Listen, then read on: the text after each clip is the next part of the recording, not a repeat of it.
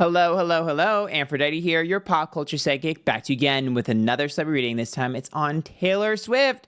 The Life of a Showgirl has finally released. What do you guys think of it? Me personally, well, I vehemently despised it. I did not like a single thing about it. I didn't like the lyrics. I didn't like the melodies. I didn't like the choruses. I didn't like the music. I didn't like the production. I didn't like the quality. I honestly didn't even like the material. Yeah, that pains me to say that. I love Taylor, but unfortunately, I just couldn't find a single thing on this album that was for me. Um, the only thing I can say, and I know you guys really want like a little bit more from me, and I say this with the utmost respect. I know I don't want to rain on anybody's parade. I know a lot of Swifties are really excited, and I want you to be happy that your fave is releasing an album, and I hope you enjoy it. But me personally, I just want to say one thing. Opalite is the worst song I've ever heard in my entire life, and I'm going to be honest with you, not only do I vehemently despise that song, but I struggle to take anybody serious that likes that song. To me, I question your taste in everything in life, and I question you as a human being if you like that song. Just saying that. Like, that to me is so beneath Taylor Swift's talents that it's embarrassing. And that's just my personal opinion. Again, I hope you guys really enjoyed the album. I hope you're excited.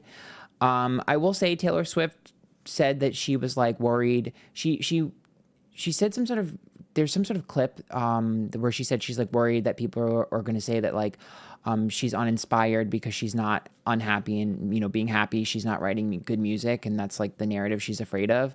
I think she said that on purpose because she knew that we were going to not like this album. Honestly, it felt a bit strategic. Like she was getting ahead of the narrative because it just felt uninspired. And I mean, yeah, anyways, I'm not going to go super in depth because I just don't really have anything nice to say about the album. And I don't want to spread negativity. And, it's just, I struggle to find something nice to say. But I will say my last reading was super, super accurate. I said it was going to be bratty. The fans are going to be divided. She was going to be an FU to a lot of the fans. I said she was going to call out a lot of the girls and cause drama and be really cocky. And I think that's what we got. So,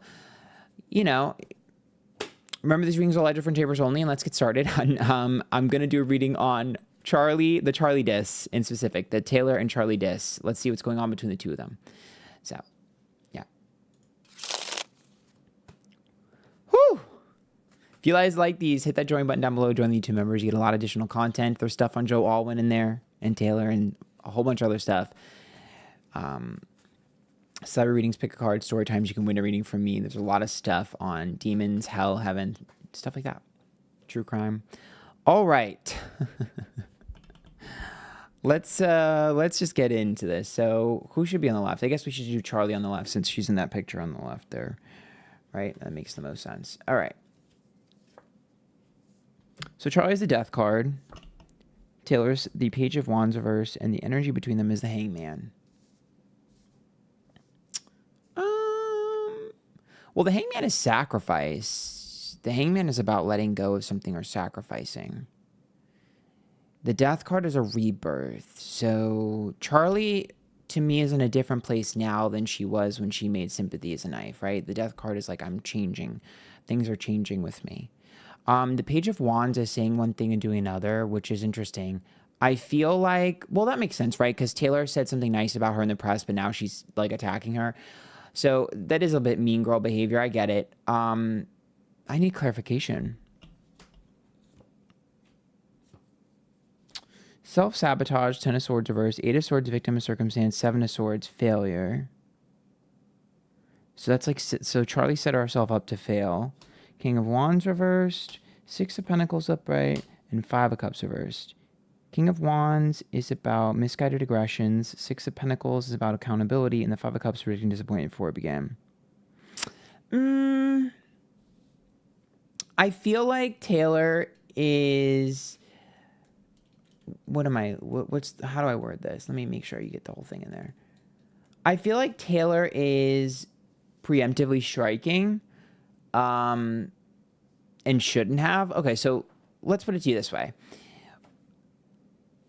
Charli is showing up as like self-sabotagey. I do things that hurts myself. I am vulnerable in a way in which I put myself out there in my ugliest moments, right? So Charli is an easy layup when you say something, right? She's already said it about herself. So when you say it about her, it's like an easy layup, right? It's like a victory lap. That's exactly what I said I saw in my last reading on Taylor Swift's album before it came out. My prediction is accurate. It's a victory lap, right? And so that's what this is representing. I will say it's not that Charli's hurt by Taylor's actions. It's just that Charli is sad that she was right. When you look at stuff like this, it's like, you're exactly what I thought you were. And you're showing me that I actually was right to feel the way I felt about you when I first met you. Like, this is that feeling. This is her being like, you're confirming what I felt. Charli genuinely, I feel like Charli did not send the message the easiest way or the best way, but Charli in this instance is like, I was trying to let you know how I was feeling. I was trying to let you know the complex feelings I was going through. I was trying to be a girl's girl in my own fucked up way. Like, I was trying to communicate to you the situation. I was trying to reach out to you in this way. Like, this is how I was connecting to you. This is how I was trying to, like, involve you in this. This is how I was trying to have this discussion. And you left me out high and dry. So you're exactly what I thought you were. You're heartless. Like, that's the feeling. Like, it's a very emotional response. I did not expect this from Charli. This is an extremely emotional response of her feeling like, you're exactly what I thought you were. You're heartless and cold and calculated and evil. And I could never relate to you. You're that, Barbie figure. And then we see on this side, the King of Wands, the Six of Pentacles, and the Five of Cups here is about Taylor putting Charli in a box of all the others that have done things to her. So it's like, these are all the things that women have done to me, or girls in the industry have done to me, and you're just like another one, another one of those girls. I think Taylor has misread her. And I think Charli has misconstrued her thoughts. So it's like a miscommunication here and a misread here. This is her past trauma, Taylor's past trauma coming, kind of, getting at her. And I also think the King of Wands, we have to look at that as masculine energy. There is a man involved, her ex, Maddie Helly. We understand that. And I do think he played a part in this as well. I do think, her getting back at Charli is a way of getting back at Maddie Helly. She feels like he doesn't get any accountability for the part that he played in that with the Six of Pentacles. And she's tired of it all being put on her. Taylor's just embarrassed by Maddie Helly. She was embarrassed that she got publicly humiliated by him. And so there's a part of her that's kind of like throwing a little bit of a dig at this girl, at Charli, because of him. But it's more so the fact that she feels like Charli forgives him for the horrible things he does, but Charli doesn't forgive her for the things that she feels like are horrible that she's done. So she feels like it's a double standard. I think that's a small way of looking at a bigger picture.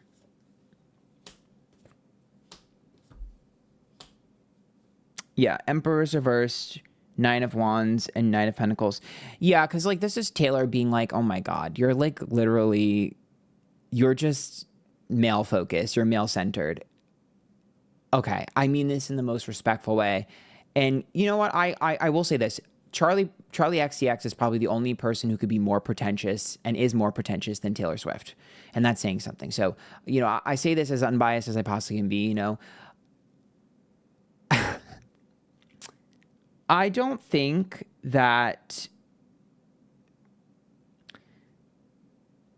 I don't think that Taylor Swift has enough depth to understand Charli XCX's point of view. She's too detached. She's a billionaire. And I feel like this album has really solidified all of us to realize that Taylor Swift is a billionaire and she does not relate to us anymore. And I just genuinely feel like that's what's going on here. Because it's like the Emperor is about, exhibiting control when it's reversed. The Nine of Wands is about causing chaos. And the Knight of Pentacles is about relationships. And it just seems like when Taylor doesn't get her way, she knows how to, get revenge or cause problems and, look at things from a domination perspective. Like, I want to dominate you. If you don't like me, if you're not with me, you're against me. Like, it's very line drawn in the sand. That's not how Charli operates. Charli operates in this weird space of like, I'm uncomfortable around you, but I want to navigate it and I have to navigate it because I'm forced to navigate it. My whole life I've been forced to navigate it. You don't have to because you're detached from it. So it's just, she doesn't understand and she'll never comprehend She won't. And I get it. The album is the song is about, being like, you're obsessed with me, ha ha ha, which is fine. I mean, it's an easy layup. Like I said before, it makes sense. But there's a layer of when you peel back multiple layers in this, there is at its core privilege. And I think that's kind of what's missing here, is that Taylor Swift has the privilege to not like someone and never interact with them again. Taylor Swift has the privilege to tell people she doesn't like someone and people don't work with them. Charli doesn't have that privilege, and she doesn't understand that. And I think the complexities of this have caused the song to be shallow and hollow. And they're showcasing a side of Taylor that perhaps is not really desirable,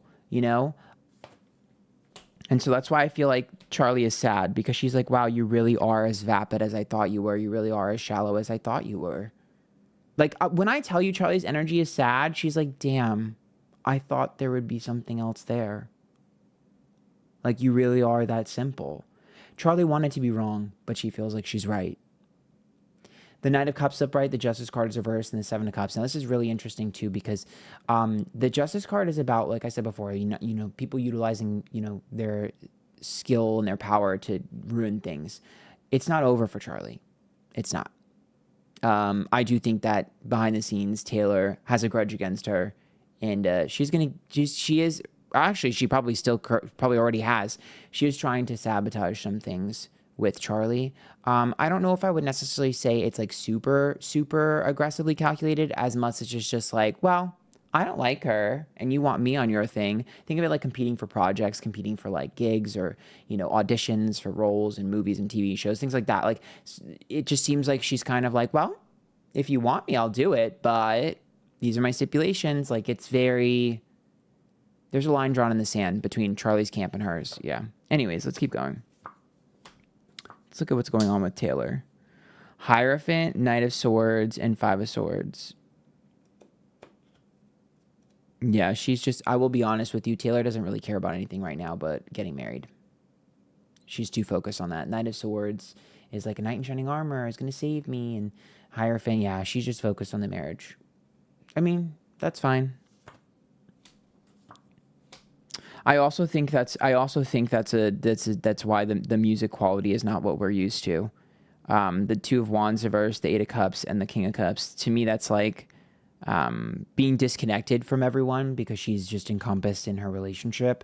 It seems like her relationship has become her personality and she's morphing into her partner. It's probably why she's hanging around a lot of people that, are not our favorite people. There's a lot of certain type of crowd that she's been hanging around with Travis that, and it just seems like she's morphing into them. I don't think she realizes it. I will be honest, this is the first time where I've read Taylor and I'm like, oh, you are oblivious. You do not realize the road you're going down. It's like like we have had discussions about people going down the alt-right pipeline and stuff and then, doing terrible things. It's like that for her. It's like she's going down this pipeline and she doesn't realize it. She has no idea. And she's just focused on, well, I'm number one. I'm doing so well. But the rug is going to be pulled out from under her when she starts to realize that people, as much success as she's going to have, people aren't going to respect her anymore. People are losing respect for Taylor Swift. Yeah. The Empress is reversed, the Four of Cups is reversed, and the Ace of Cups.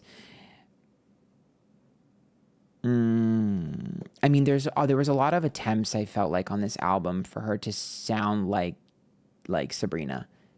And I predicted that in my other videos too, about my past few videos. Actually, I talked about that, how there's a little bit of a competition between Taylor and Sabrina. And I just think that like tongue-in-cheek, sexy, sex-driven, sex kitten, vibe didn't work for Taylor. It just came off as cringy, which I told you was going to happen, right? She doesn't really have that sex appeal, which is fine. You don't need to. But when we look at the Empress reverse, we look at the Four of Cups reverse, and we look at the Ace of Cups, she is taking that criticism, and she's going to take this criticism really hard. And she's going to double down. This is what I mean when I say she's unself-aware. She's going to double down, and she's going to be even more cringy and sexual. Because she's going to be like, well, it's not like, why can't I do it? You guys love it when Sabrina does it. Why is it wrong when I do it? Because it's not authentic. That's why. Because that's really who Sabrina is. She's horny. That's not who you are. And we're going to see her again lose touch with us because it's just not going to work. And also, to be honest with you, the reason why people really like it when Sabrina does it is because it's about a general thing. She's generally talking about men. She's not talking about a specific man. You are. You're pushing Travis down our throats. It's gross. Like, it's not going to work. It's cringe. Like, that Wood song is cringe. That stuff's not going to work. Like, people don't. She's trying to marry Travis and her fans instead of marrying Travis herself. And it's not going to work. It's not going to work. Stop trying to make him happen. Your fans don't care. The Tower is upright and the Two of Pentacles is upright. What did I say? In the Four of Wands, home and family, it's like our environment, what makes us feel safe. You're shattering what makes us feel safe, and it's an exchange, but it's an exchange that's going to cause chaos. This is finally, her entire success is based off of people being drawn to her personal life, right? She writes about her personal life. There's parasocial behavior there. We are reaching the breaking point of her parasocial behavior, where she is actually literally breaking down and her ego is too big because people are rejecting Travis and she does not know how to fix it, and it's causing an internal chaos in her because she's doubling down. She has to double down. This is my man. You guys need to love him. You guys need to love him. And she's pushing it and she's pushing it and she's going to keep pushing. I'm telling you, we're going to get more stuff where we're going to be cringed out with what she says about Travis because she's doubling down and she doesn't realize we're not buying it. We're not buying what you're selling. And she's confused because she's like, you've bought everything else I've sold. This is how my fans have always supported me. My fans have always loved everything, but I love him and I think he's perfect. Why don't you? And I think it's because in the back of her mind, she's realizing that maybe there's something other people are seeing that she's not seeing, but she's refusing to admit that. She's being stubborn and she is in denial. I'm leaving it there. Short, sweet, and to the point. If there are other readings you want me to do on this album or other questions, or if more stuff happens over the course of the week or weekend, because this is Friday, the release day, let me know. And let me know what your thoughts were on this album. I'm genuinely curious to hear, but I will tell you, please do not put in my comments that you liked Opalite, because I'm going to be honest with you, I might have to reply to you and say something. I just can't believe somebody would like that song. I think it sounds like Teletubbies.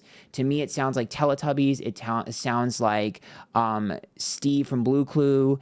It sounds like the whitest thing I've ever heard in my life. Like, it's just horrible. It's horrific. I would put that on my playlist if I was curating a playlist to torture people. I genuinely cannot believe that somebody would be honestly tell me that they would like that song. Like, I want so badly to like this album, but Opalite is just, it's horrific. It's worse than Wood, and that's saying something. I'm leaving it there. Bye, guys. Please don't come for me, y'all. I'm trying to be nice and honest. Love you.